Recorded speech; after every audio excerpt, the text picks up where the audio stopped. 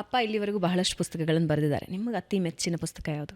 ನೀವೇ ಹೇಳ್ದ ಹಾಗೆ ಎಲ್ಲರ ಮೆಚ್ಚಿನ ಪುಸ್ತಕ. ಎಲ್ಲರ ನೆಚ್ಚಿನ ಪುಸ್ತಕ ಇಂದಿಗೂ ಅದು ಎಷ್ಟು ಸರಿ ಪ್ರಿಂಟ್ ಆಗಿದೆಯೋ ಎಣಿಕೆಗೂ ಸಿಗಲ್ಲ, ಅಷ್ಟು ಬಾರಿ ಪ್ರಿಂಟ್ ಆಗಿದೆ ಅದು. ಹೇಳಿ ಹೋಗು ಕಾರಣ ಆಫ್ಕೋರ್ಸ್ ನನಗೆ ತುಂಬ ಇಷ್ಟ ಆಗುವಂಥ ಕಾದಂಬರಿ. ಬಿಕಾಸ್ ಅಪ್ಪನ ಅದೊಂದಿತ್ತು, ಅಪ್ಪ ಹೇಳಿ ಹೋಗು ನಮಗೆ ಅವರು ಯಾವತ್ತೂ ವಾಟ್ ನೆಕ್ಸ್ಟ್ ಅನ್ನೋದು ಹೇಳ್ತಿರ್ಲಿಲ್ಲ. ಇದು ಕಾದಂಬರಿ ರೂಪದಲ್ಲಿ ಬರಲಿಲ್ಲ, ಅವರು ಧಾರಾವಾಹಿ ರೂಪದಲ್ಲಿ ಬರೆದ್ರು ಹಾಯ್ ಬ್ಯಾಂಗ್ಳೂರಲ್ಲಿ. ಅದಾ ನಂತರ ಕಾದಂಬರಿ ಆಯಿತು, ಪುಸ್ತಕವಾಗಿ ಬಂತು. ಸೊ ನಮಗೆ ಅವರು ಥರ್ಸ್ಡೇಸ್ ಮಾತ್ರ ನಮಗೆ ಅಪ್ಪ ಕಂಪ್ಲೀಟ್ಲಿ ನಮ್ಮದು ಅಂತ ಸಿಗೋದು.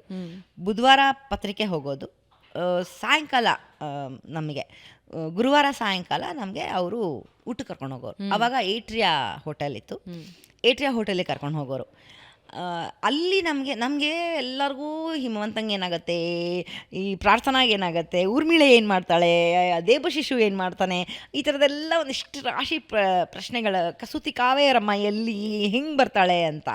ಸೊ ಈ ಥರದ್ದೆಲ್ಲ ಕೇಳಿದಾಗ ನನಗೇ ಗೊತ್ತಿಲ್ಲ, ಬರಿತೀನಿರೋ ಅಂತ.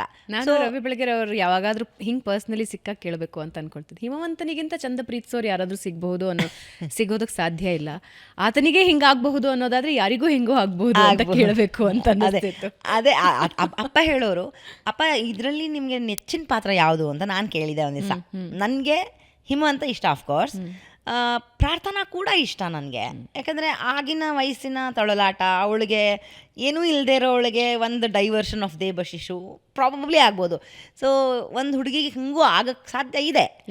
ಊರ್ಮಿಳೆ ಬದಲಾಗೋದು ಇಟ್ಸ್ ಅ ಮಿರಾಕಲ್ ಥರ, ಅಂದರೆ ವಾವ್ ಅನ್ನಂಗೆ.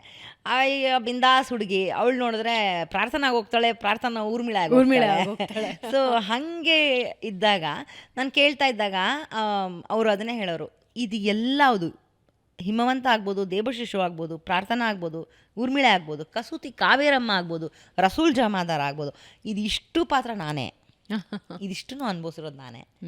ನಾನು ಅದಕ್ಕೋಸ್ಕರ ಇದು ಹಿಂಗೆ ಬಂದಿದೆ ಅಂತ.